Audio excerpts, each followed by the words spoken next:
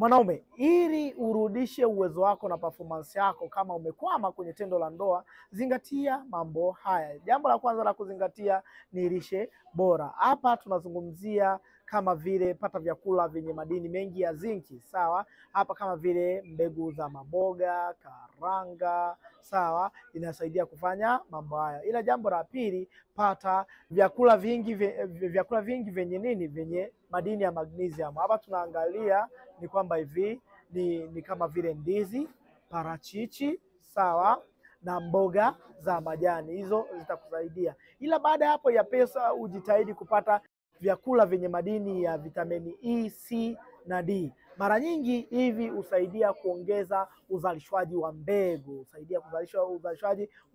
yani pale unapofika mshindo unakuta mbegu ni nyingi. Ila baada ya hapo inabidi upate vyakula vyenye madini ya protein, yani hapa ni kama vile vyakula vyenye madini ya samaki, sawa, maziwa na mayai.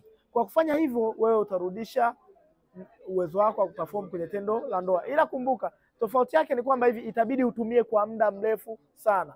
Ingawa kwangu ukija nitakupatia tiba ambayo iko full package, ambayo hii inatokana na mimea, matunda, sawa, mboga pamoja na mizizi, sawa. Na hapa tunazungumzia vitu kama vile tongta kare, fresh maca, sawa, ginseng. Unaijua ginseng wewe?